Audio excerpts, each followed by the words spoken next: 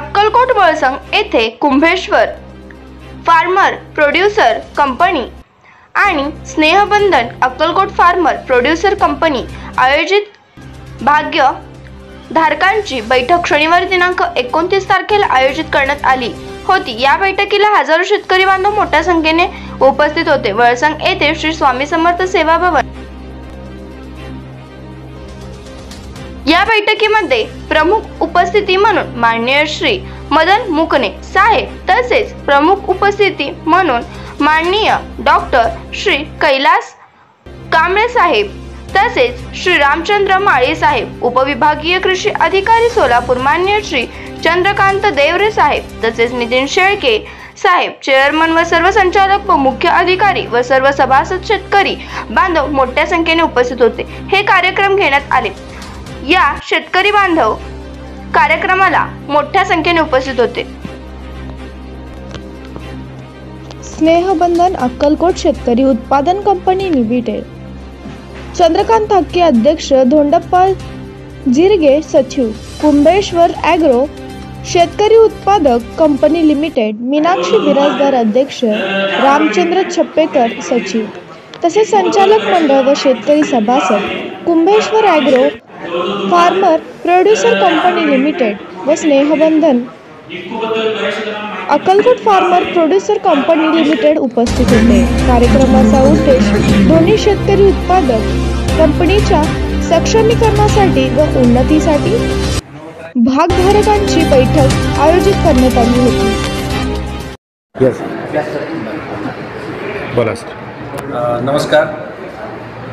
महात्मा फुले कृषी विद्यापीठ राहुरी यांच्या प्रतिनिधी म्हणून Kumbheshwar agro farmer producer company आणि स्नेहबंधन अक्कलकोट फार्मर प्रोड्युसर कंपनी ह्या दोन शेतकरी उत्पादक कंपन्यांच्या आग्रहाखातर आणि जी NGO आहे,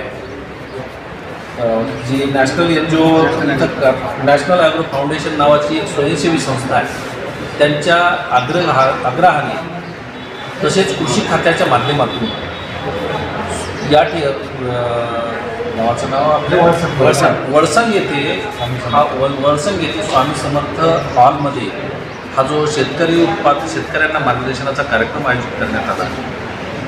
त्यामध्ये विशेष करून मी शेतकऱ्यांना अशा पद्धतीचं आवाहन केलं की आपण आपल्या भविष्यासाठी आपल्या मुलांचं आणि तुमचं भविष्य हे व्यवसाय आणि कारखानदारीमध्ये बघा, त्याच्यासाठी लागणारं छोट्यात छोटं ते मोठ्यात मोठं तंत्रज्ञान महात्मा फुले कृषी विद्यापीठाच्या माध्यमातून आपण उपलब्ध करून घ्या।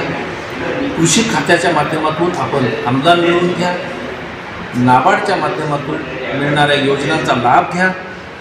विविध कंपन्यांच्या माध्यमातून तंत्रज्ञान उपलब्ध करून घ्या आणि आपल्या कंपन्यांना खूप मोठं करा, जेणेकरून वारंवार विद्यापीठ तुमच्या सानिध्यात राहील आणि विद्यापीठाने तयार केलेलं जे तंत्रज्ञान आहे ते तुमच्यापर्यंत पोहोचेल।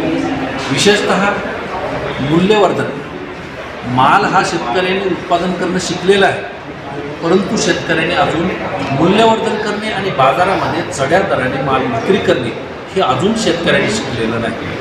तर हे शिकवण्यासाठी त्यांना मूल्यवर्धनाच्या बाबतीमध्ये सांगत असताना त्यांनी तयार केलेला जो माल आहे तो प्राथमिक प्रक्रिया करणे इथपासून त्यांनी सुरुवात करणं गरजेची गोष्ट आहे। प्राथमिक प्रक्रिया करणे म्हणजे उत्पादित झालेल्या मालाचे प्रतवारी करणे, स्वच्छता करणे आणि पॅकिंग करणे। ही पॅकिंग केल्याच्या नंतर मग त्यांनी गावाच्या नावावर, त्यांच्या शिवाराच्या नावावर, देवाच्या नावावर त्या मालाची ते ब्रँडिंग करू शकतात आणि मग ती ब्रँडिंग झाल्याच्या नंतर त्यांना जास्तीचा भाव मिळतो आणि नगदी पैसे मिळतात। विशेषतः सोलापूरची ज्वारी ही प्रसिद्ध आहे। ह्या ज्वारीचं ब्रँडिंग त्या प्रत्येक गावातल्या शेतकऱ्यांनी वेगवेगळ्या नावाने सुद्धा ते करू शकतात आणि त्याच्यापासून ते जास्त पैसे मिळवू शकतात।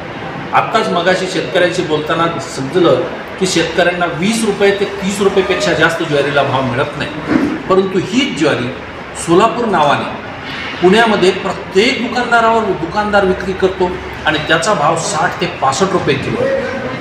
तर हा जो दरामधली जी तफावत आहे ही तफावत शेतकऱ्यांचं खूप मोठं नुकसान करतं. हे नुकसान टाळण्यासाठी शेतकऱ्यांनी प्राथमिक प्रक्रिया करावी आणि मालाचं ब्रँडिंग करावं, पॅकिंग करावं आणि जास्तीत जास्त नफा मिळवण्यासाठी तयार राहावं. या व्यतिरिक्त इतरही प्रक्रिया तंत्रज्ञान शेतकऱ्यांनी अवगत करावं. त्याच्यासाठी विद्यापीठ तंत्रज्ञान शिकवण्यासाठी त्यांना प्रशिक्षण देण्यासाठी तयार आहे.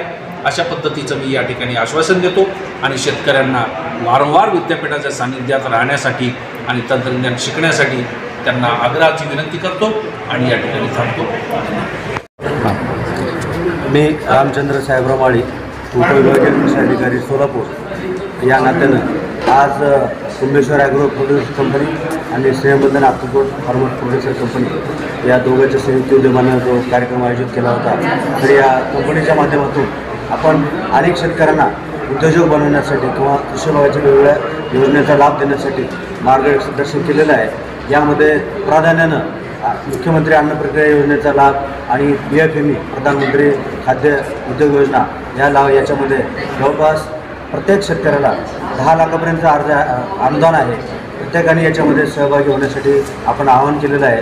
त्यासोबतच आपण रासायनिक शेती कमी करून विषमुक्त शेतीच्या माध्यमातून डॉक्टर पंजाबराव देशमुख शेती मिशन ही योजना नवीन शासनाने आणलेली आहे. त्या माध्यमातून या दोन्ही कंपनीने काम करून याच्यामध्ये विषमुक्त अन्न कसं कमी करता येईल आणि नैसर्गिक शेती करून आपल्याला चांगल्या प्रकारे शेती उत्पादन करून आपण चांगलं अन्न कसं उत्पादन करता येईल यासाठी सुद्धा या दोन्ही कंपनीसाठी आपण कृषी विभाग मदत करायला तयार आहे.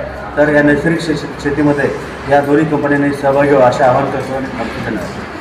केंद्र शासन पुरस्कृत 10,000 शेतकरी उत्पादक कंपन्या या योजनेअंतर्गत स्थापित केलेल्या कुंभेश्वर ॲग्रो प्रोड्युसर कंपनी व Snehbandhan Akkalkot farmer producer company या 2 शेतकरी उत्पादक कंपन्या नाबार्डमार्फत आपल्या सोलापूर जिल्ह्यामध्ये स्थापित झालेल्या आहेत.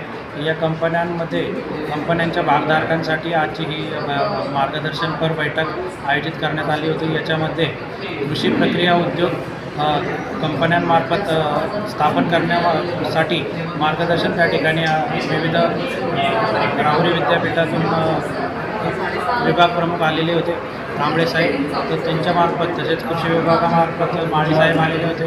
यांच्यामार्फत वेगवेगळ्या व्यवसायांवर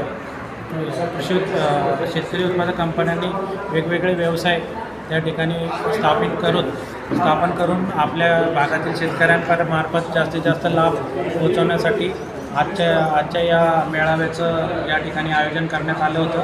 तर या मेळाव्याच्या आयोजनानिमित्त मी आपल्या भागातील शेतकऱ्यांना आवाहन करतो की त्यांनी जास्तीत जास्त या केंद्र शासन पुरस्कृत ज्या 2 शेतकरी उत्पादक कंपन्या आहेत, एक दक्षिण सोलापूर तालुक्यासाठी आहे आणि एक अक्कलकोट तालुक्यासाठी आहे, त्या दोन्ही शेतकरी उत्पादक कंपन्यामध्ये आपण त्या ठिकाणी सभासद म्हणून सहभागी व्हा आणि कंपनीच्या माध्यमातून जे काही शेतीशी निगडीत व्यवसाय त्या ठिकाणी राबवले जाणार आहे त्यामार्फत त्याचा आपल्या वैयक्तिक शेतीच्या लाभासाठी, शेतीच्या उत्पन्न वाढीसाठी लाभ घ्यावा अशी मी या मेळाव्यानिमित्त आवाहन करतो. धन्यवाद.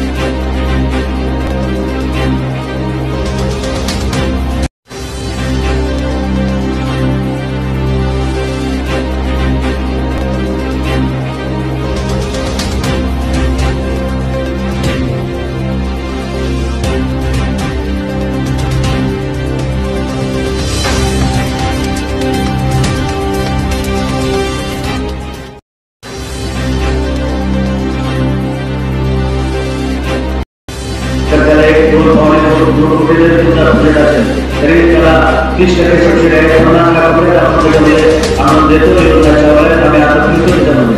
आणि ही योजना सध्या अस्तित्वात आहे. त्याच्यानंतर PFME जी योजना आहे त्याच्यामध्ये सुद्धा आपण कागदपत्रे अंमलबजावणी झाली. गेल्या वर्षी मी तहसीलदारांमध्ये सबसिडी गेलो 215 लोकांना 1,94,00,000 आपण अनुदान दिलेल्या योजनेमध्ये 10 लाखापर्यंत त्याच्यामध्ये मानधन आहे.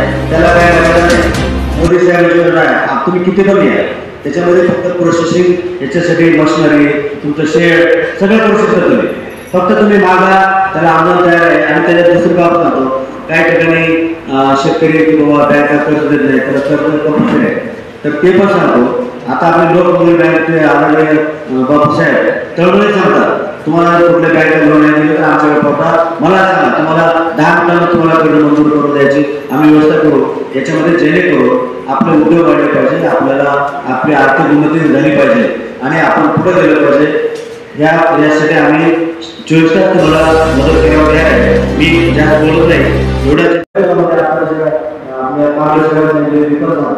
तुम्ही आता क्लिनिंग रेडी फार कमी दरापासून लागते.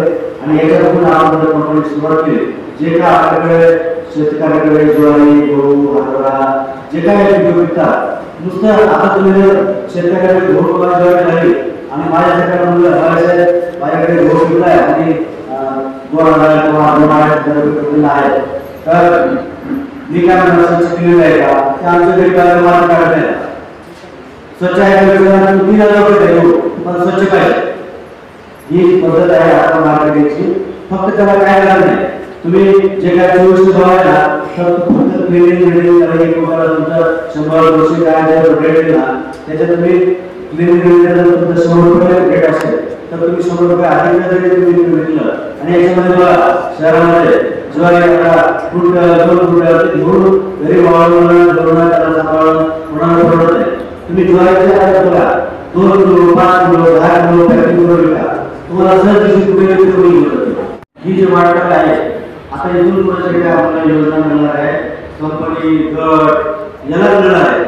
वैयक्तिक आपण एकटं दिलं तर काही मिळणार नाही, कोणी तुम्हाला विचारणार नाही. ही आता काळाची गरज आहे.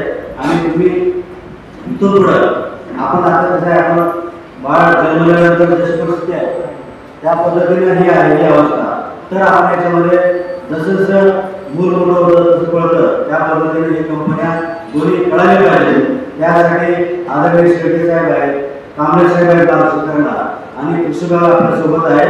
तुम्ही दोन्ही तालुक्याच्या आजूबाजूला चिंता करू नका. तुम्हाला काय पाहिजे फक्त सांगा. मी आता एजू आहे आणि मी अक्कलकोटला काम केलेलं आहे, दक्षिणला काम केलेलं आहे. तुम्हाला कुठेही कृषी विभागाची अडचण येणार नाही. तुम्हाला प्रमाणपत्र कुठला दाखला 24 तास सेवा उपलब्ध आहे. फक्त तुम्ही मला सांगा. आणि गरजा मॅडम आहे, तुम्हाला कृषी विभागाचे अधिकारी आमच्या कर्मचारी इथे आहेत अधिकारी, त्यांना माहिती आहे आमच्या कामाची पद्धत. मी प्रत्येकाला विनंती करून सांगतो, मी आता ऑपरेशन 12 चालू आहे. माझ्या ऑपरेशनला माझ्यासाठी एक सिंगल कागद पेंटिंग करून देणे. तुम्ही काय करता सांगा, तासात तुम्हाला करून देणार, तासात. फक्त तुम्ही या, मला मदत करण्याला आम्ही तत्पर आहे. आणि खरं दर शनिवारी जे काही कंपनीच्या योजना वगैरे होतात ते शहरी बांधकामाचे सर आहे तर मी त्याचं एक साधं त्याचं व्याख्यान ऐकत होतो. आणि अशा कंपनीच्या एका मराठवाड्यातल्या ठिकाणी प्रश्न विचारला की आमची कंपनी स्थापन केलेली आहे आणि आम्ही प्रोसेसिंगमध्ये काय करू तर त्यांनी असाच सल्ला दिला, तो तुमच्याकडे महत्त्वाचा आहे. तुम्ही अजिबात प्रोसेसिंगमध्ये करू नका.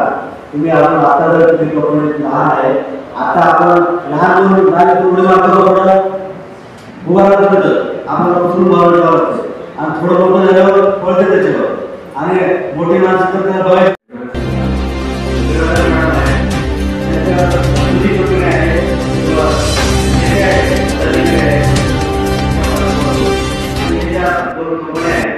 ही जी वाटप आहे आता इथून पुढे आपल्याला योजना मिळणार आहे. कंपनी गट याला मिळणार आहे. वैयक्तिक आपण एकटं दिलं तर काही मिळणार नाही, कोणी तुम्हाला विचारणार नाही. ही आता काळाची गरज आहे. आणि तुम्ही इथून पुढे आपण आता कसं आहे, आपण बाळ जन्मल्यानंतर जशी परिस्थिती आहे त्या पद्धतीने ही आहे ही अवस्था. तर आपण याच्यामध्ये जसं जसं मूल मोठं होतं तसं कळतं त्या पद्धतीने ही कंपन्या दोन्ही कळाले पाहिजे. त्यासाठी आदरणीय शेट्टी साहेब आहेत, कांबळे साहेब आहेत शेतकऱ्यांना आणि कृषी विभाग आपल्या सोबत आहे. तुम्ही दोन्ही तालुक्याच्या आजूबाजू चिंता करू नका. तुम्हाला काय पाहिजे फक्त सांगा. मी आता एलजीओ आहे आणि मी अकोटला काम केलेलं आहे, दक्षिणला काम केलेलं आहे. तुम्हाला कुठेही कृषी विभागाची अडचण येणार नाही. तुम्हाला प्रमाणपत्र कुठला दाखला 24 तास सेवा उपलब्ध आहे. फक्त तुम्हाला सांगा. आणि गणराज मॅडम आहे, तुम्हाला कृषी विभागाचे अधिकारी आमचे कर्मचारी इथे आहेत अधिकारी, त्यांना माहिती आहे आमच्या कामाची पद्धत. मी प्रत्येकाला विनंती करून सांगतो, मी आता ऑपरेशन बाहेर आहे. माझ्या ऑपरेशनला माझ्यासाठी एक सिंगल कागद पेंडिंग होत नाही. तुम्ही काय करता सांगा, तासात तुम्हाला करून देणार, तासात. फक्त तुम्ही या, मला मदत करण्याला आम्ही तत्पर आहे. आणि खरं तर दर शनिवारी जे काही कंपनीचे योजना वगैरे होतात ते शहरी बांधकामाचे सर आहे, तर मी त्याचं एक साधं त्याचं व्याख्यान ऐकत होतो. आणि अशा कंपनीच्या एका मराठवाड्यात प्रश्न विचारला की आमची कंपनी स्थापन केलेली आहे आणि आम्ही प्रोसेसिंगमध्ये काय करू, तर त्यांनी असाच सल्ला दिला, तो तुमच्याकडे महत्त्वाचा आहे. तुम्ही अजिबात प्रोसेसिंगमध्ये करू नका. तुम्ही आपण आता जर तुम्ही कंपनी लहान आहे, आता आपण लहान उडी मारतो उभारलं आपल्याला उचलून उभारलं लागतं आणि थोडं मोठं झाल्यावर पळते त्याच्यावर. आणि मोठी माणसं तर त्याला बघायचं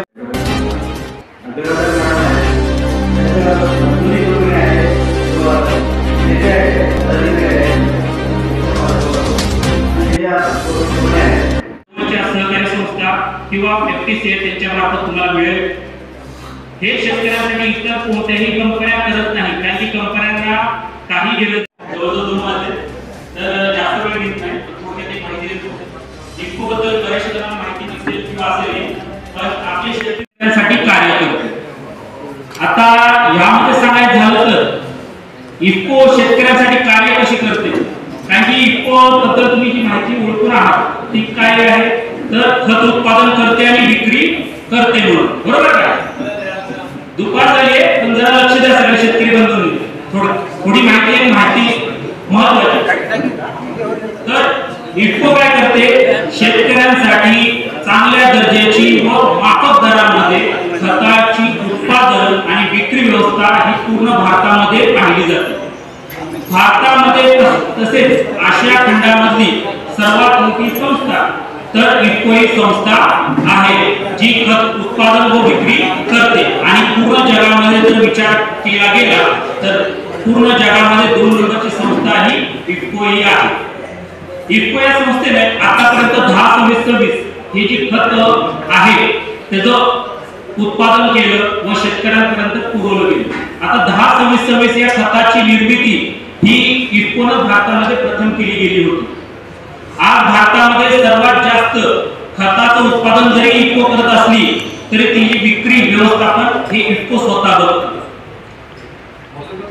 जर इफ्को या संस्थेनं शेतकऱ्यांसाठी काही केलं असेल तर आज भारतामध्ये जे खतांची अमाप उत्पादन व विक्री केली, बाकीचे कारखाने गुजरातच्या माणसाचे. गुजरातहून इथं येऊन त्याला कारखाना चालवायला परवडते. तुमच्या मुलाला इथे नाही, तुमच्या शेतीत का परवडत नाही कारखाना काढायला? तुम्ही स्वप्न बघा, विद्यापीठ तुमच्या मुलांना कारखानदार बनवेल, नोकर नाही. नुसतेच नोकर बनवण्यासाठी पुण्या मुंबईला मुलं पाठवू नका. स्वप्न बघा आणि त्याच्यासाठीचं मार्गदर्शन विद्यापीठ करायला तयार आहे. कृषी खातं तुम्हाला मार्गदर्शन करायला तयार आहे. शेळके साहेब तुम्हाला पैसे द्यायला तयार आहेत, अनुदान द्यायला तयार आहेत, बँकेकडून वाटेल तेवढं कर्ज द्यायला तयार आहे नाबार्ड मार्फत. ही सगळी मंडळी तुमच्या विकासासाठी इथं मार्गदर्शनासाठी आज जमलेली आहे. अनेक प्रश्न आहेत, अनेक गोष्टी आहेत तुम्हाला सांगण्यासारख्या. तुमच्या इथल्या प्रत्येक पिकावर आम्ही तुम्हाला वेगवेगळ्या पदार्थ कसे तयार करायचे, वेगळा कारखाना कसा उभा करायचा ते मी सांगू शकतो. म्हणजे मी असं सांगण्यापेक्षा मग तुम्ही कदाचित तुमच्या भाजीपाल्यावर बघा, तुमच्या फळावर बघा. आता याच वर्षी मी महाराष्ट्र शासनाला बेदाणे तयार करणार. आपल्यातले काही द्राक्ष बागायतदार कुणी असतील किंवा आपल्या नातेवाईक कुणी असतील तर द्राक्ष बागायतदारांसाठी 10 लाख रुपयापर्यंतच्या शेडला अनुदान देण्याचं जे डिझाईन आहे, त्याचा जो प्रकल्प आला आहे तो मी तयार करून दिला महाराष्ट्र शासनाला. माननीय मंत्री अजितदादा पवार साहेब त्यांनी तोंडी एका सभेमध्ये हे डिक्लेअर केलंय की 10 लाख रुपयापर्यंत शेतकऱ्याला बेदाणे शेड तयार करण्यासाठी अनुदान आहे. मग तेवढ्यासाठी जाईल का? तुम्ही म्हणाल की माझ्याकडे डाळिंब आहे, डाळिंबाचं काय करू?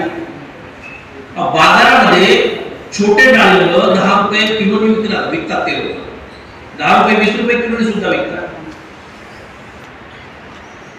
द्राक्ष बागायतदार जे काही बेदाण्यासाठी करतात ते स्वतः बेदाणे तयार करतात, त्यांचा द्राक्ष ते बाजारात विकत नाही.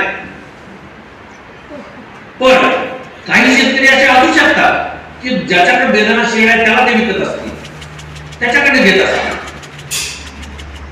सोलापूरचं वातावरण डाळिंबाचा अनारदाना तयार करायला, आंब्याचा आमचूर तयार करायला, किंवा ज्वारीचे पापड तयार करायला, गव्हाचे बिस्किट तयार करायला, गव्हापासून कुकीज तयार करायला, किंवा इतरही आता मी सांगितलेल्या गोष्टींपासून पदार्थ तयार करायला इतर जे वातावरण आहे ते वर्षभर पोषक आहे. वाळवणीच्या उद्योगातून तुम्ही उद्योगपती होण्यासाठी, जसं मी आता मगाशी सांगताना तुम्हाला फक्त त्या चहाचाच मी विषय सांगितला की बाबा ह्या पानाचा चहा प्याल तर तुम्ही निरोगी राहा, पण त्याच्यातून व्यवसाय कसा होतो? तर माझ्याकडे ट्रेनिंगला आलेल्या लोकांना मी ते पाकिटे दाखवले पावडरचे, आमच्या विद्यार्थ्यांनी तयार केले. आंब्याच्या पानाची पावडर त्याचा कारखाना, जांभळाच्या पानाची पावडर. आपला देश जगात सगळ्यात जास्त डायबिटिक पेशंट आहे, सगळ्यात जास्त कॅन्सर पेशंट आहे, सगळ्यात जास्त हायपरटेन्शनचे पेशंट आहे, सगळ्यात जास्त किडनीचे पेशंट आहेत आपल्या देशात. कारण काय? तर आपल्या देशात विष विक्रीला परवानगी आहे. म्हणून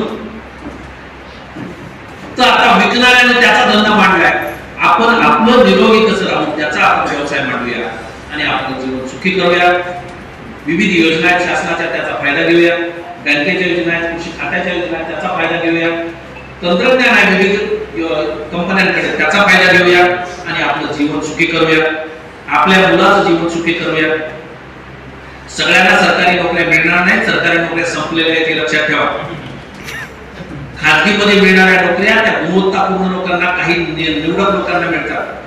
बाकीच्या योजना, बाकीच्या ज्या नोकऱ्या आहेत त्या तुमच्या पगारावरच्या आहेत, त्याच्यामुळे भागत नाही. महागाई वाढलेली आहे.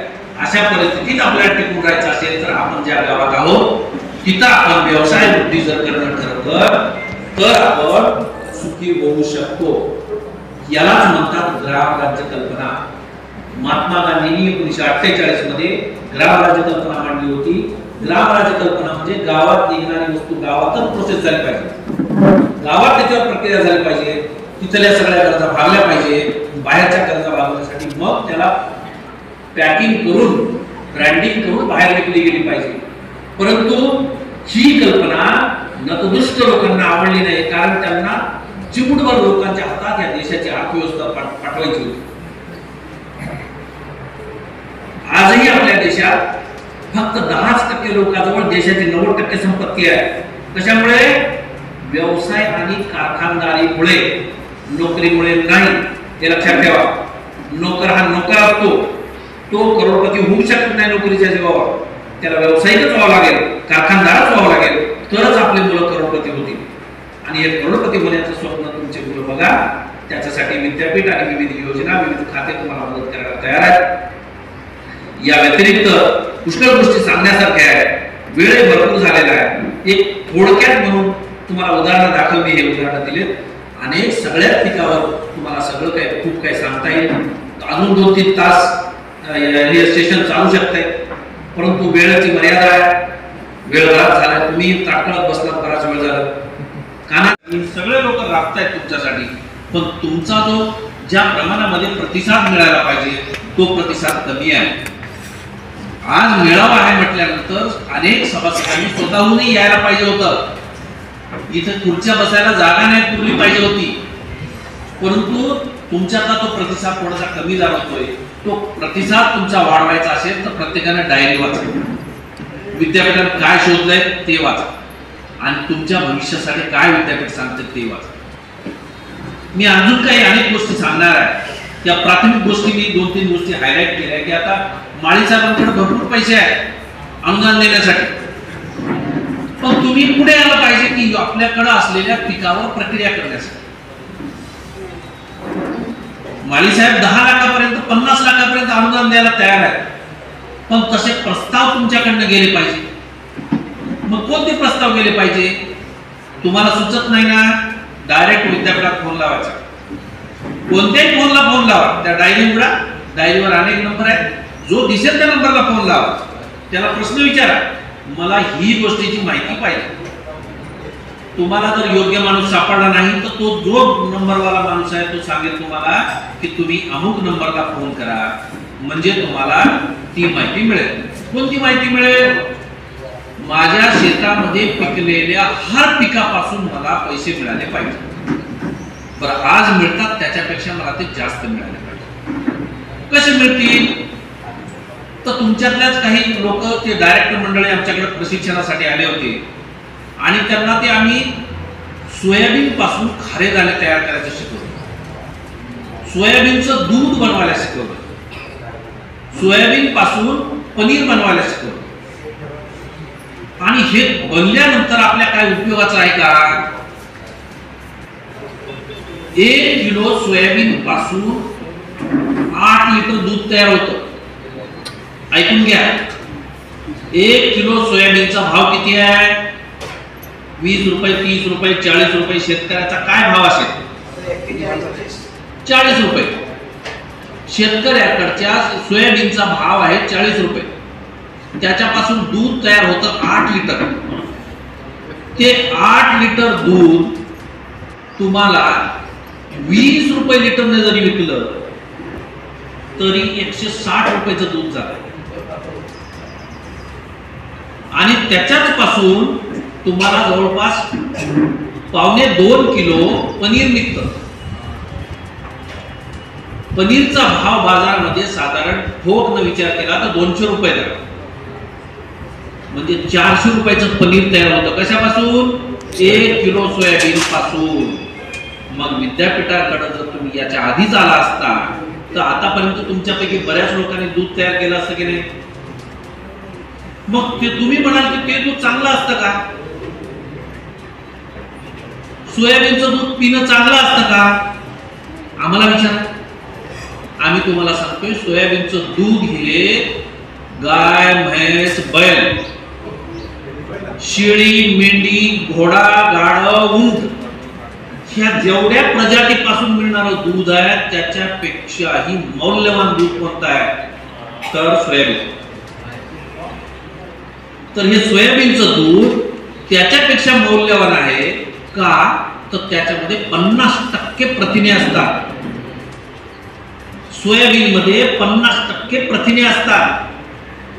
आणि प्रथिने म्हणजे काय असते? तर आपलं दिसणारं सगळं वरचं शरीर जे आहे, कातडी आहे, आतडी आहे, शिरा आहे, त्या दिसणाऱ्या सगळा जो पार्ट आहे याचा जास्तीत जास्त 80% सगळा भाग हे कुणापासून बनला आहे? तर प्रथिनापासून बनला आहे, कडधान्यापासून बनला आहे. तर ह्यातले सगळ्यात जास्त प्रथिने जर सोयाबीन देत असेल तर आमच्या जेवणामध्ये, आमच्या दररोजच्या आहारामध्ये सोयाबीन पाहिजे की नाही?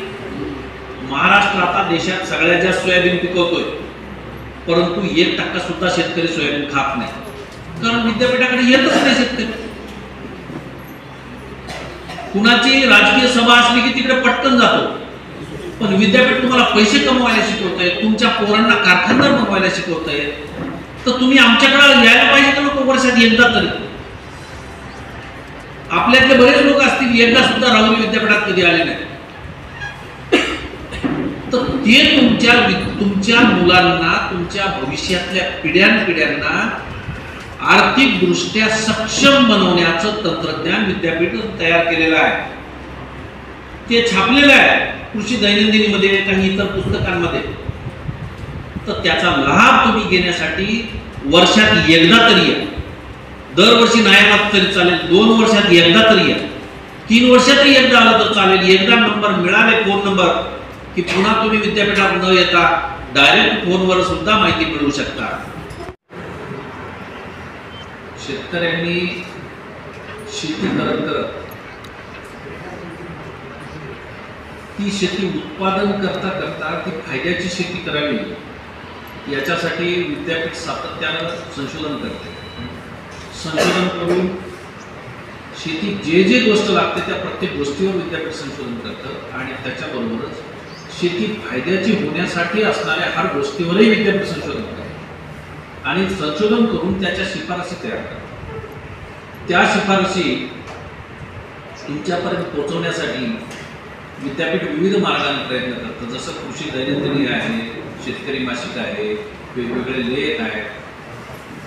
एवढं सगळं करूनही कमी पडतात या गोष्टी सगळ्या का काय, किंवा विद्यापीठ प्रत्यक्ष तुमच्यापर्यंत पोहोचत असताना विद्यापीठाजवळ यंत्रणा नाही पोहोचण्याची. म्हणून कृषी खाते जसं माळीसाहेब ते गावागावात त्यांचे कृषी सहाय्यक आहेत, तालुक्याला कृषी अधिकारी आहेत, पर्यवेक्षक आहेत, त्यांच्या माध्यमातून शेतकऱ्यांचे प्रश्न सोडवण्याचा प्रयत्न करत असतात. विविध निविष्ठा पुरवणाऱ्या ज्या कंपन्या आहेत, मग खताच्या कंपन्या आहेत, औषधाच्या कंपन्या आहेत आणि इरिगेशनच्या कंपन्या आहेत, तर ह्या आपल्या आपल्या उत्पादनं विक्रीसाठी त्यांची एक यंत्रणा उभी करतात आणि विक्रीसाठी ते काढतात. सोलापूर म्हटल्याबरोबर थोडा कमी पावसाचा जिल्हा म्हटला जातो, परंतु कमी पावसाचा जिल्हा जरी असला तरी मला समोर हिरवळ दिसते. आपण प्रत्येक जण दररोज अंघोळ करतो, तोंड धुतो, सकाळच्या प्रातर्विधीसाठी पाणी वापरतो. ह्या सगळ्या पाण्याचा सुद्धा वापर करण्याचं तंत्रज्ञान अजूनही सोलापूरकरांनी आत्मसात केलेलं नाही. रिव्हॉल्यूशनच्या कुलकर्णी साहेबांना माझी विनंती आहे, आपण उत्पादन विकतो एवढ्यापर्यंत तुम्ही सीमित राहू नका. यांना त्या सुद्धा गोष्टी समजावून द्या. जे राजस्थानामध्ये 250 ml पाणी पडणारे जे लोक आहेत, मिलीमीटर पाणी पडणारे लोक आहेत, ते कसे तिथं सगळं पाण्याचा वापर करतात. आंघोळ केलेलं आमचं पाणी उघड्यावर गेलं की ते वाया गेलं. ते वर न जाता जमिनीतच गेलं पाहिजे.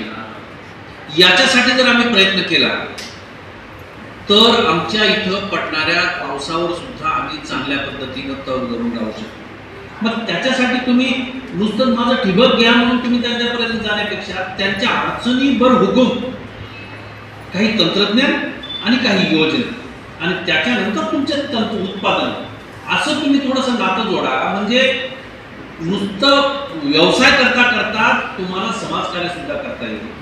आणि ते तुमचं तंत्रज्ञान किंवा हे विज्ञान आहे की विज्ञानाने शोधलेल्या आहेत सगळ्या गोष्टी. जसं की आपल्याकडे समजा तुम्ही वडाचं झाड लावलं, पिंपळाचं झाड लावलं तर ते हवेतलंच पाणी शोषून घेते. म्हणजे काय, सोलापूरकरांनी वडाचे आणि पिंपळाचे झाडं जास्तीत जास्त लावायला पाहिजे. गल्लोगल्ली हे झाडं असणं आवश्यक आहे, कारण ते हवेतलं पाणी शोषून घेऊन जमिनीत टाकते. मग असे झाड आपल्याला हवेत की नाही, कारण आपल्याला तर ते जमत नाही. तर ह्या अशा अनेक छोट्या छोट्या गोष्टी आहेत ज्या आपल्या मार्फत आपल्यापर्यंत पोहोचणं गरजेची गोष्ट आहे. जे लोक तुमच्यापर्यंत खत आणतात त्या खतवाल्यांनी पहिल्यांदा त्यांनी सांगितलं पाहिजे, पहिल्यांदा सेंद्रिय खतं वापरा, मग तुम्ही आमची खतं घ्या. की आपलीच खतं विकायला लागली, विकून विकून विकून शेतकऱ्याचा खिसा रिकामा व्हायला लागला आणि मग ती जमिनी खराब व्हायला लागली. परंतु सेंद्रिय खतासोबत हे तंत्रज्ञान सांगत असताना पहिली स्टेप, दुसरी स्टेप असं करून सांगण्याच्या ऐवजी डायरेक्ट आमचंच घ्या आणि वापरा म्हटलं की ते खर्चिक आलं, मातीचा खराब आला, त्याला शेणाचा उतारा नसेल किंवा पालापाचोळ्याचं खत नसेल जमिनीला तर जमीन खराब होते नुसत्या रासायनिक खतामुळे आणि पुढचं कुठलंच पीक येत नाही. मग त्याच्यासाठी आपल्याला ह्या निविष्ठा विकणाऱ्या लोकांनी ही सुद्धा एक थोडंसं तंत्रज्ञान लोकांपर्यंत पोहोचवणं गरजेची गोष्ट आहे, जेणेकरून त्यांच्याशी आपला असलेला व्यवहार कायमचा चालू राहील. एके दिवशी त्यांचं शेतच पिकत नसल्यावर तुमचं ठिबक कोण घेईल, शेतच पिकत नसल्यावर तुमचे खतं कशाला विकत घेतील. तर तुमचाही व्यवसाय चालला पाहिजे, त्यांचाही व्यवसाय चालला पाहिजे. हा दृष्टिकोन ठेवून म्हणजे सगळ्यांनाच फायदा झाला पाहिजे हा दृष्टिकोन ठेवून विद्यापीठ संशोधन करतं आणि त्या संशोधनाचे प्रॉडक्ट म्हणजे देवरे सर हे विद्यापीठाचंच प्रॉडक्ट आहे. माळी साहेब मार्गदर्शन शिबिराच्या कार्यक्रमाचे अध्यक्ष रामचंद्र माळी साहेब यांनी त्यांच्या मनोगत व्यक्त कराव्याची विनंती केली.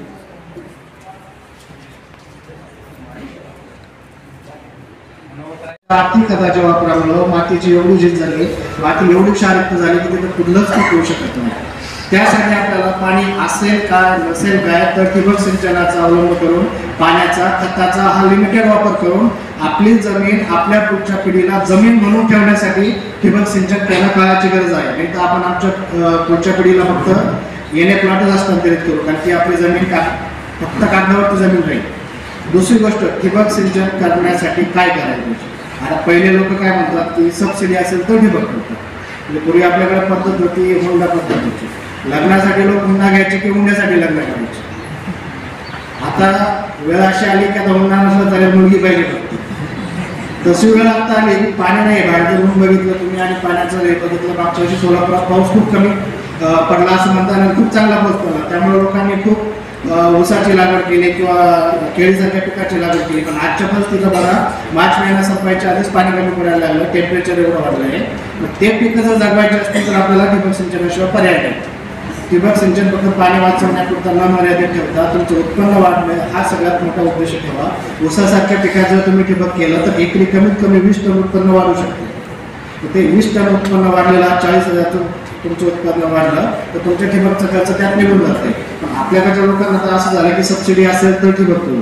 सबसिडीसाठी ठिबक न करता आपल्या उत्पन्नासाठी आपल्या जमिनीचा पोत चांगला ठेवण्यासाठी ठिबक करायला लागेल. ही तुमच्या कंपनीमार्फत तुमच्या सभासद शेतकऱ्यांना तुम्ही पटवून देणं आणि त्यांनी सगळ्यांनी त्याचा अवलंब करणं हे महत्त्वाचं कारण आहे. दुसरी गोष्ट, ठिबक कोणतं करावं, कुठल्या कंपनीचं करावं. आज मी म्हणणार नाही की माझ्याच कंपनीचं करावं म्हणून.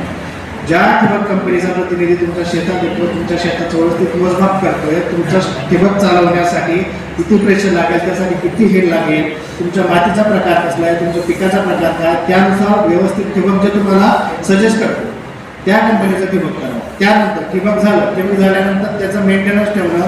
कारण आज तुम्ही बऱ्याच ठिकाणी बघता ठिबक तुम्हाला बाबूच्या झाडावरती टांगलेलं दिसतं का, लोक 1-2 वर्ष वापरतात, ठिबक ब्लॉक झालं, चालत नाही, नळ्या फुटायला लागल्यात म्हणून व्यवस्थित चालवणं, क्षार आणि ब्लॉक झालं, या गोष्टींचं मेंटेनन्स कसं करावं हे सुद्धा तुम्हाला त्या कंपनीकडनं माहिती आली पाहिजे. वेळोवेळी त्या कंपनीच्या प्रतिनिधींनी तुमच्या शेतावर येऊन ठिबकचं असं ट्रीटमेंट करून त्याचं आयुष्य कसं वाढेल या गोष्टी पण तुम्हाला सांगितल्या पाहिजे. ज्या कंपन्याकडनं तुम्हाला या सिस्टीम असेल त्या कंपन्याचं ठिबक करा, तुम्ही कुठल्याही कंपनीचं करा, पण ठिबकवरती या. ही सर्वात मोठी आज काळाची गरज आहे. आणि तुमच्या दोन्ही कंपन्यांसाठी आमच्या कंपनीकडनं आमची मॅडमांची एकदा भेट झालेली आहे. जरी त्यांना काही सहकार्य लागलं तर आमच्या कंपनीकडनं आम्ही कधीही तुम्हाला सहकार्य करायला तयार आहोत. तरी तुमच्या दोन्ही कंपन्यांना आमची हीच विनंती आहे की तुमच्या क्षेत्रात जास्तीत जास्त ठिबकचा लाभ शेतकऱ्यांना द्यावा. त्यासाठी काय मदत करण्याची आमच्या कंपनीकडे तुम्हाला विनंती असेल तर आम्ही निश्चितच ती मदत करू. एवढं बोलून 1965 साली स्थापन झालेली कंपनी आहे आणि ही पण एक फार्मर प्रोड्युसर कंपनीच आहे. तर त्या देशात त्या संकल्पनेला नाव असतं किबूच. आपल्याकडे जसं गाव संस्कृती आहे तशी किबूच संस्कृती असते. आणि त्या किबूचमध्ये ते लोक शेती पण एकत्रितपणे करतात आणि काही व्यवसाय उद्योग पण एकत्र करतात. तर ही 1965 साली स्थापन झालेली कंपनी आज 120 देशात काम करते आहे आणि सुमारे 22,000 कोटीचा टर्नओव्हर आहे. मॅडम सांगण्याला अजून एक आश्चर्याची गोष्ट अशी की आमच्या कंपनीच्या CEO, CFO, marketing head, logistic head या सगळ्या महिला. त्यामुळं तुम्हाला एक मोठं स्वप्न पाहण्याची खूप चांगली संधी आहे FPOच्या माध्यमातून की तुम्ही एका तालुक्यात एका गावातनं लिमिटेड न राहता तुम्ही ग्लोबली जसं सरांनी सांगितलं की आता बरेच प्रोडक्ट एक्सपोर्ट करण्यासाठी आपल्याला संधी आहे. त्या दृष्टीनं एक ह्या रिव्ह्यूज कंपनीचा उद्देश तुम्ही एक डोळ्यासमोर जर ठेवलं की एक मार्गदर्शनावर डोळ्यासमोर ठेवून जर घेतलं तर जास्तीत जास्त तुमच्या FPOची भरभराट करावी ही माझ्याकडनं तुम्हाला सर्वांना शुभेच्छा. तर माझा मूळ विषय आहे ठिबक सिंचन. ठिबक सिंचन ह्या काही इथं बसलेल्या बऱ्यापैकी सगळ्या लोकांना माहिती आहे. काही लोकांनी शेतात केलेलं असेल, काही लोकांनी करून वापरून बाबीच्या झाडावर टांगलेलं पण असेल. तर आपल्याकडे ठिबक सिंचन करायचे 2च कारण जास्त प्रामुख्याने सांगितलं जातं. एक पहिलं कारण आहे की पाणी कमी आणि दुसरं कारण आहे की सबसिडी भेटते म्हणून. आता पाणी कमी हे कारण जरी आपण म्हटलं तर हे त्याचं एक प्राथमिक कारण आहे. पण त्या कारणावरती आपण 20% ठिबकचं कारण झालं. अजून महत्त्वाचे कारण जे आहेत की ठिबकमुळे नुसतं पाणी बचत होत नाही तर तुमच्या खताची बचत होते, तुमच्या मजुरीची बचत होते आणि सर्वात महत्त्वाचं कारण जे इथून पुढे तुम्हाला आता कळणार आहे की मातीची पण बचत ठिबकमुळे होणार आहे. आता तर मी जास्त काही वेळ घेत नाहीये. तर दोन्ही कंपन्यांना मी एवढंच आग्रहाचं विनंती करेल की जास्तीत जास्त सभासद शेतकरी याच्यामध्ये समाविष्ट करा, त्याची नोंदणी करा. याचं लिमिट मॅक्झिमम 750 शेतकरी आहे. आता सध्या दोन्ही कंपन्यांमध्ये 300 सभासद शेतकरी आहेत. आता सभासद का व्हायचं आहे, कशासाठी व्हायचं आहे हे ऑलरेडी शेळके सरांनी सांगितलेलं आहे. मी परत ते रिपीट करत नाहीये. कारण ही शेतकऱ्यांसाठी स्थापन केलेली कंपनी आहे. शेतकऱ्यांसाठी चालवण्यासाठी हा वसा घेतलेला आहे. तर मी जास्त काही वेळ न घेता आपलं कांबळे सरांना अजून बोलायचं आहे बरंचसं. तर एवढे बोलून कंपनी आहे जसं सह्याद्री फार्म्स आहे ना, अशा सह्याद्री फार्मसारख्या अशा बऱ्याच कंपन्या आहेत. त्यांना प्रत्यक्षात भेट देऊन आपली कंपनी पण कसं कृषी विद्यापीठ असते हे सुद्धा भागधारक आहे. त्याचप्रमाणे आमच्यासारख्या सामाजिक संस्था, आमची संस्था जी आहे ती नॅशनल ॲग्रो फाउंडेशन, ती एक सामाजिक संस्था आहे चेन्नईची. तर महाराष्ट्रामध्ये आम्ही 4 FPOसाठी म्हणजे 4 शेतकरी उत्पादक कंपन्यांसाठी स्थापनेपासून तर शाश्वत होईपर्यंत मार्गदर्शन करणार आहोत. हे मार्गदर्शन असेल 5 वर्षापर्यंत. 4 कंपन्यांसाठी 2 कंपन्या या बीड जिल्ह्यामध्ये आहेत. एक आष्टीला आहे, दुसरी आहे अंबाजोगाईला, आणि एक आहे आपली कुंभारीला Kumbheshwar agro pharma producer company, आणि दुसरी आहे Snehbandhan Akkalkot pharma producer company. अशा एकूण 4 कंपन्यांना स्थापनेपासून तर ते शाश्वत होईपर्यंत एकूण 5 वर्षासाठी आम्ही मार्गदर्शक संस्था म्हणून कार्यरत आहोत. अंमलबजावणी संस्था आहे नाबार्ड, राष्ट्रीय ग्रामीण व कृषी विकास बँक नाबार्ड, ती अंमलबजावणी संस्था आहे. आमची जी संस्था आहे ती मार्गदर्शन संस्था आहे. सर्वप्रथम हे तुम्ही समजून घेतलं पाहिजे. तर याच्यामध्ये वेळोवेळी जे मार्गदर्शन लागतं म्हणजे संचालक मंडळासाठी जे प्रशिक्षण असतील ते आम्ही आयोजन करत असतो. ते वेगवेगळे याच्यासाठी स्थापनेपासून ते शाश्वत होईपर्यंत हे मार्गदर्शनामधले या काही बाबी आहेत. त्यांचं सक्षमीकरण कसं होईल, त्यांना या ट्रेनिंगच्या माध्यमातून म्हणजे प्रशिक्षणाच्या माध्यमातून किंवा अभ्यास सहलीच्या माध्यमातून त्यांना दुसऱ्या ज्या बदला आपण तर सगळ्यात अगोदर म्हणजे ही भागधारकांची बैठक. भागधारक म्हणजे कोण? असे घटक की ज्या या दोन्ही कंपन्यांच्या उन्नतीसाठी किंवा शाश्वत होण्यासाठी ज्यांचे प्रयत्न आपल्या कंपन्यांसाठी किंवा शेतकऱ्यांसाठी होणार आहेत ते म्हणजे हे भागधारक. याच्यामध्ये कोण असतं भागधारक म्हणजे? याच्यामध्ये सर्वप्रथम तुम्ही शेतकरी बनतो की त्यांचा कोणाचा वाटा आहे याच्यामध्ये ना, म्हणजे तुम्ही ते सभासद फी दिलेली आहे 2,000. तुम्ही सगळ्यात अगोदर प्रथम भागधारक तुम्ही आहात. विकास बँक म्हणजे नाबार्डद्वारे स्थापित या ज्या कंपन्या आहेत Kumbheshwar agro pharma producer company limited, Kumbhari, Snehbandhan Akkalkot pharma producer company Akkalkot.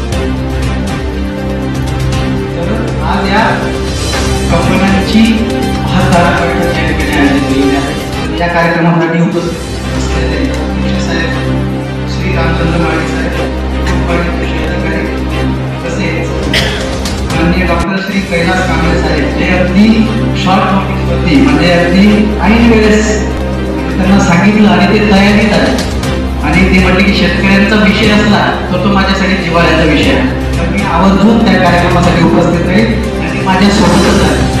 तर असे ते माननीय डॉक्टर श्री कैलास कांबळे साहेब कृषी विभाग प्रमुख, कृषी प्रक्रिया अभियांत्रिकी विभाग, नागपूर कृषी तर त्याच्यामध्ये काय की 35% किंवा जास्तीत जास्त 10 लाखापर्यंत अनुदान त्या ठिकाणी उपलब्ध आहे.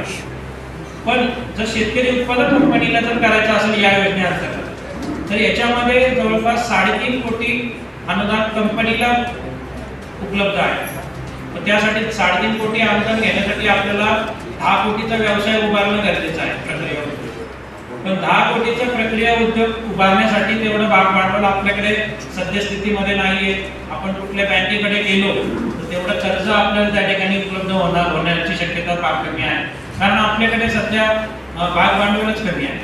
आपल्याकडे 6 लाख शेतकऱ्यांचं भाग भांडवल जमा झालेलं आहे आणि त्याला 6 लाख जोड अजून केंद्र सरकारने त्याचा इक्विटी ग्रांट म्हणून आपल्याला अनुदान दिलेलं आहे. 6-12 लाख दोन्ही कंपन्यांकडे सद्यस्थितीमध्ये 12 लाख भाग भांडवल आहे. 12 लाखामध्ये शेतकऱ्यांचा माल खरेदी करणे किंवा कृषी निविष्ठा पुरवणे हे थोड्याफार प्रमाणात सध्या त्यांनी चालू केलेलं आहे. पण हळूहळू जसं व्यवसाय त्यांचा आराखडा, कृती आराखडा आहे त्यानुसार त्यांची वाटचाल चालू आहे आणि इथून पुढे ते प्रक्रिया उद्योगामध्ये पण उतरतील आणि आपले इथे जे पिकते त्याच माल आधारित प्रक्रिया उद्योग चालू करण्याचा त्या ठिकाणी आराखडा तयार करण्यात आलेला आहे. आणि याच्यात मला हे सांगायचं आहे की जे काही आपले सभासद आहे, मी पुन्हा एकदा सांगतो की तुम्ही शेतकरी हे ज्या दोन्ही कंपन्या आहेत या तुमच्या कंपन्या आहेत. याच्यात काही नाबार्डची आहे, केंद्र सरकारची आहे असं काही नाही. ही तुमच्या शेतकऱ्यांची कंपनी आहे. अक्कलकोटचे आपले जे काही शेतकरी सभासद आहे तुमची कंपनी आहे. मी पहिलंच वाक्य जे सांगितलं की शेतकऱ्यांसाठी चालवलेली कंपनी आहे.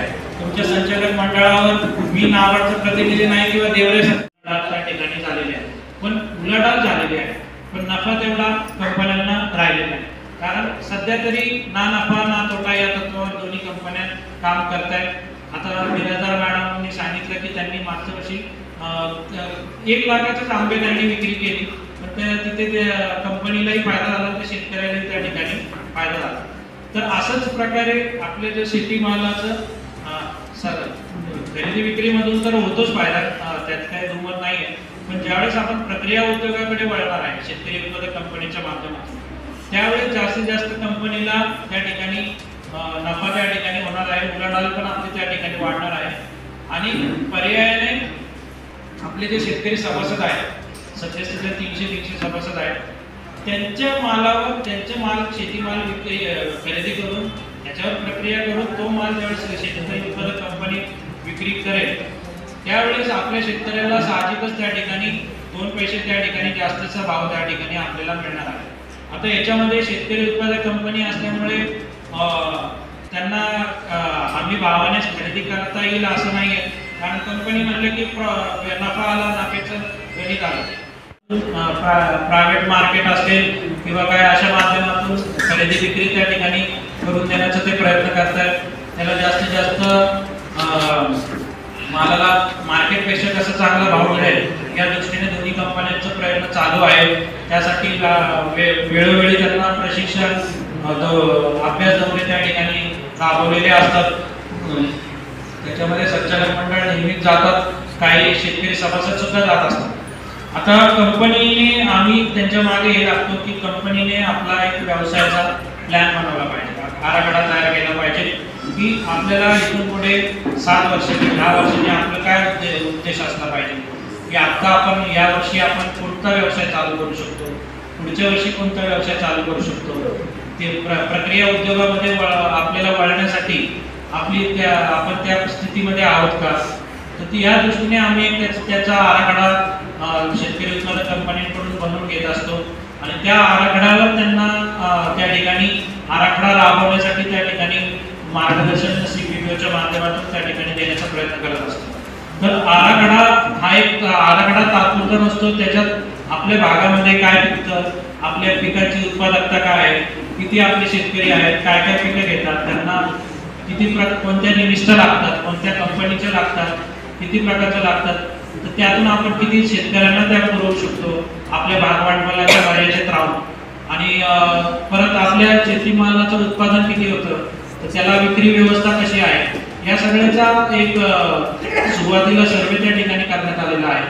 त्याच्या आधारे तो व्यवसाय आराखडा दोन्ही कंपन्यांचा बनवलेला आहे आणि त्याच्यावर त्यांची आता वाटचाल चालू आहे.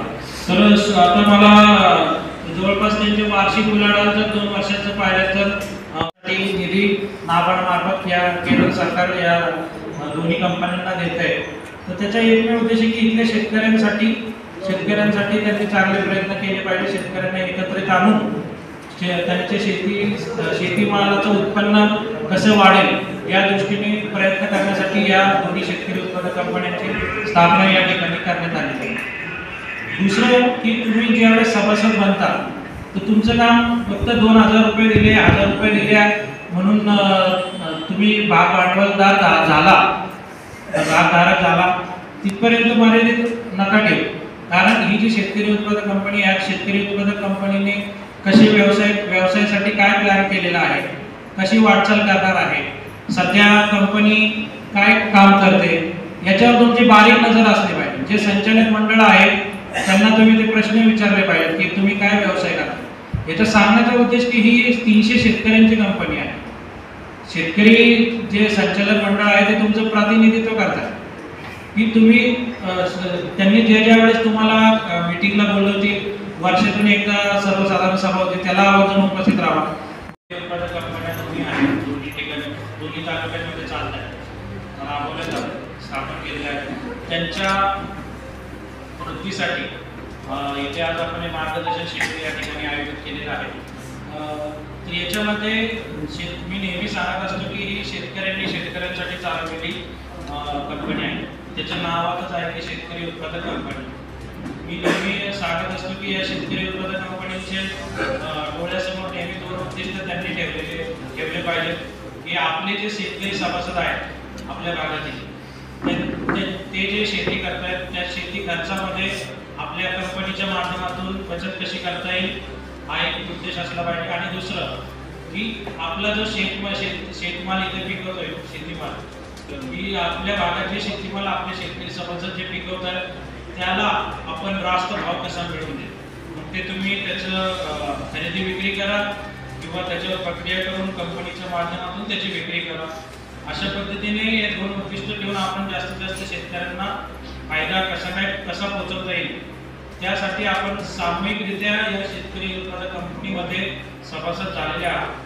तुम्हाला सांगा आता की कुणी सांगा म्हणजे की कोणी सांगेल का म्हणजे ही कंपनी नेमकं काय करते? अक्कलकोट शेतकरी उत्पादक कंपनीचे सभासद कोणी एकाने सांगू शकतं का?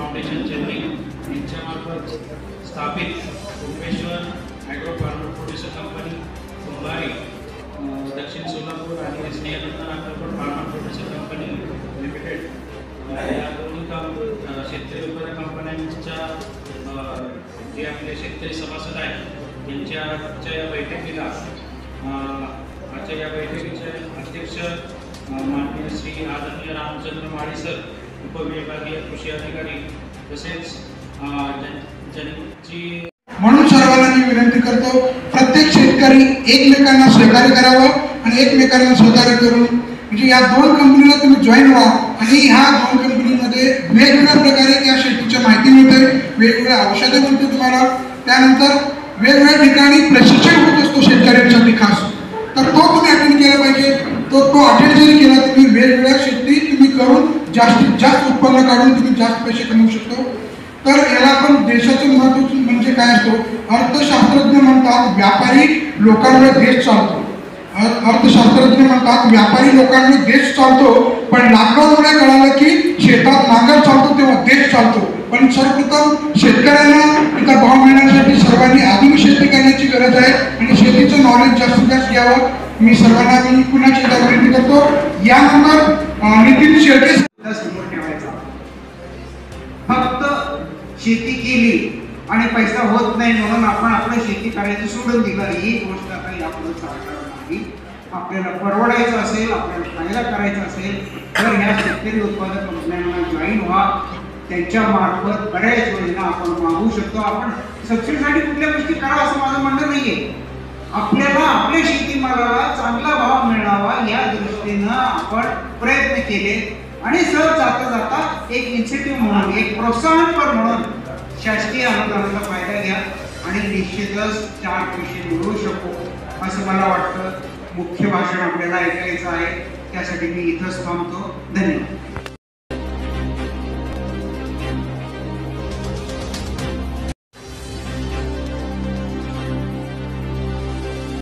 केंद्र शासन पुरस्कृत 10,000 शेतकरी उत्पादक कंपन्या या योजनेअंतर्गत स्थापित केलेल्या कुंभेश्वर ॲग्रो प्रोड्युसर कंपनी व Snehbandhan Akkalkot farmer producer company या 2 शेतकरी उत्पादक कंपन्या नाबार्डमार्फत आपल्या सोलापूर जिल्ह्यामध्ये स्थापित झालेल्या आहेत. या कंपन्यांच्या भागधारकांसाठी आजची ही मार्गदर्शनपर बैठक आयोजित करण्यात आली होती. याच्यामध्ये कृषी प्रक्रिया उद्योग कंपन्यांमार्फत स्थापन करण्यासाठी मार्गदर्शन त्या ठिकाणी विविध राहुरी विद्यापीठातून विभाग प्रमुख आलेले होते, तांबळे साहेब, तर त्यांच्यामार्फत तसेच कृषी विभागामार्फत माळी साहेब आलेले होते. त्यांच्यामार्फत वेगवेगळ्या व्यवसायांवर शेतकरी उत्पादक कंपन्यांनी वेगवेगळे व्यवसाय त्या ठिकाणी स्थापन करून आपल्या भागातील शेतकऱ्यांमार्फत जास्तीत जास्त लाभ पोहोचवण्यासाठी आजच्या या मेळाव्याचं या ठिकाणी आयोजन करण्यात आलं होतं. तर या मेळाव्याच्या आयोजनानिमित्त मी आपल्या भागातील शेतकऱ्यांना आवाहन करतो की त्यांनी जास्तीत जास्त या केंद्र शासन पुरस्कृत ज्या 2 शेतकरी उत्पादक कंपन्या आहेत, एक दक्षिण सोलापूर तालुक्यासाठी आहे आणि एक अक्कलकोट तालुक्यासाठी आहे, या दोन्ही शेतकरी उत्पादक कंपन्यामध्ये आपण त्या ठिकाणी सभासद म्हणून सहभागी व्हा आणि कंपनीच्या माध्यमातून जे काही शेतीशी निगडीत व्यवसाय त्या ठिकाणी राबवले जाणार आहे त्यामार्फत त्याचा आपल्या वैयक्तिक शेतीच्या लाभासाठी, शेतीच्या उत्पन्न वाढीसाठी लाभ घ्यावा असे मी या मेळाव्यानिमित्त आवाहन करतो. धन्यवाद. यस बोला सर. नमस्कार. महात्मा फुले कृषी विद्यापीठ राहुरी यांच्या प्रतिनिधी म्हणून Kumbheshwar agro farmer producer company आणि स्नेहबंध अक्कलकोट फार्मर प्रोड्युसर कंपनी या 2 शेतकरी उत्पादक कंपन्यांच्या आग्रहाखातर आणि जी NGO आहे, जी national NGO national agro foundation नावाची एक स्वयंसेवी संस्था आहे, त्यांच्या आग्रहाने तसेच कृषी खात्याच्या माध्यमातून या नावाचं नाव आपलं वळसंग येथे स्वामी समर्थ हॉलमध्ये हा जो शेतकऱ्यांना मार्गदर्शनाचा कार्यक्रम आयोजित करण्यात आला. यामध्ये विशेष करून मी शेतकऱ्यांना अशा पद्धतीचं आवाहन केलं की आपण आपल्या भविष्यासाठी आपल्या मुलांचं आणि तुमचं भविष्य हे व्यवसाय आणि कारखानदारीमध्ये बघा. त्याच्यासाठी लागणारं छोट्यात छोटं ते मोठ्यात मोठं तंत्रज्ञान महात्मा फुले कृषी विद्यापीठाच्या माध्यमातून आपण उपलब्ध करून घ्या. कृषी खात्याच्या माध्यमातून आपण अनुदान मिळवून घ्या. नाबार्डच्या माध्यमातून मिळणाऱ्या योजनांचा लाभ घ्या. विविध कंपन्यांच्या माध्यमातून तंत्रज्ञान उपलब्ध करून घ्या आणि आपल्या कंपन्यांना खूप मोठं करा, जेणेकरून वारंवार विद्यापीठ तुमच्या सानिध्यात राहील आणि विद्यापीठाने तयार केलेलं जे तंत्रज्ञान आहे ते तुमच्यापर्यंत पोहोचेल. विशेषतः मूल्यवर्धन. माल हा शेतकऱ्यांनी उत्पादन करणं शिकलेलं आहे, परंतु शेतकऱ्याने अजून मूल्यवर्धन करणे आणि बाजारामध्ये चढ्या दराने माल विक्री करणे हे अजून शेतकऱ्यांनी शिकलेलं नाही. तर हे शिकवण्यासाठी त्यांना मूल्यवर्धनाच्या बाबतीमध्ये सांगत असताना त्यांनी तयार केलेला जो माल आहे तो प्राथमिक प्रक्रिया करणे इथपासून त्यांनी सुरुवात करणं गरजेची गोष्ट. प्राथमिक प्रक्रिया करणे म्हणजे उत्पादित झालेल्या मालाचे प्रतवारी करणे, स्वच्छता करणे आणि पॅकिंग करणे. ही पॅकिंग केल्याच्या नंतर मग त्यांनी गावाच्या नावावर, त्यांच्या शिवाराच्या नावावर, देवाच्या नावावर त्या मालाची ते ब्रँडिंग करू शकतात आणि मग ती ब्रँडिंग झाल्याच्या नंतर त्यांना जास्तीचा भाव मिळतो आणि नगदी पैसे मिळतात. विशेषतः सोलापूरची ज्वारी ही प्रसिद्ध आहे. ह्या ज्वारीचं ब्रँडिंग त्या प्रत्येक गावातल्या शेतकऱ्यांनी वेगवेगळ्या नावाने सुद्धा ते करू शकतात आणि त्याच्यापासून ते जास्त पैसे मिळवू शकतात. आत्ताच मगाशी शेतकऱ्यांशी बोलताना समजलं की शेतकऱ्यांना 20 रुपये ते 30 रुपयेपेक्षा जास्त ज्वारीला भाव मिळत नाही, परंतु हीच ज्वारी सोलापूर नावाने पुण्यामध्ये प्रत्येक दुकानदार विक्री करतो आणि त्याचा भाव 60 ते 65 रुपये किलो आहे. तर हा जो दरामधली जे तफावत आहे ही तफावत शेतकऱ्यांचं खूप मोठं नुकसान करते. हे नुकसान टाळण्यासाठी शेतकऱ्यांनी प्राथमिक प्रक्रिया करावी आणि मालाचं ब्रँडिंग करावं, पॅकिंग करावं आणि जास्तीत जास्त नफा मिळवण्यासाठी तयार राहावं. या व्यतिरिक्त इतरही प्रक्रिया तंत्रज्ञान शेतकऱ्यांनी अवगत करावं. त्याच्यासाठी विद्यापीठ तंत्रज्ञान शिकवण्यासाठी त्यांना प्रशिक्षण देण्यासाठी तयार आहे. अशा पद्धतीचं मी या ठिकाणी आश्वासन देतो आणि शेतकऱ्यांना वारंवार विद्यापीठाच्या सानिध्यात राहण्यासाठी आणि तंत्रज्ञान शिकण्यासाठी त्यांना आग्रहाची विनंती करतो आणि या ठिकाणी थांबतो. मी रामचंद्र साहेबराव माळी, उपविभागीय कृषी अधिकारी सोलापूर या नात्यानं आज कुंभेश्वर ॲग्रो प्रोड्युसर कंपनी आणि स्नेहबंधन अक्कलकोट फार्मर प्रोड्युसर कंपनी या दोघांच्या संयुक्त विद्यमानं जो कार्यक्रम आयोजित केला होता, तर या कंपनीच्या माध्यमातून आपण अनेक शेतकऱ्यांना उद्योजक बनवण्यासाठी किंवा कृषी विभागाच्या वेगवेगळ्या योजनेचा लाभ देण्यासाठी मार्गदर्शन केलेलं आहे. यामध्ये प्राधान्यानं मुख्यमंत्री अन्न प्रक्रिया योजनेचा लाभ आणि BFME प्रधानमंत्री खाद्य उद्योग योजना याच्यामध्ये जवळपास आपण शेतकऱ्याला 10 लाखापर्यंत अनुदान आहे. प्रत्येकाने याच्यामध्ये सहभागी होण्यासाठी आपण आवाहन केलेलं आहे. त्यासोबतच आपण रासायनिक शेती कमी करून विषमुक्त शेतीच्या माध्यमातून डॉक्टर पंजाबराव देशमुख शेती मिशन ही योजना नवीन शासनाने आणलेली आहे. त्या माध्यमातून या दोन्ही कंपनीने काम करून याच्यामध्ये विषमुक्त अन्न कसं कमी करता येईल आणि नैसर्गिक शेती करून आपल्याला चांगल्या प्रकारे शेती उत्पादन करून आपण चांगलं अन्न कसं उत्पादन करता येईल यासाठी सुद्धा या दोन्ही कंपनीसाठी आपण कृषी विभाग मदत करायला तयार आहे. तर या नैसर्गिक शेतीमध्ये या दोन्ही कंपन्यांनी सहभागी व्हावं असे आवाहन करतो.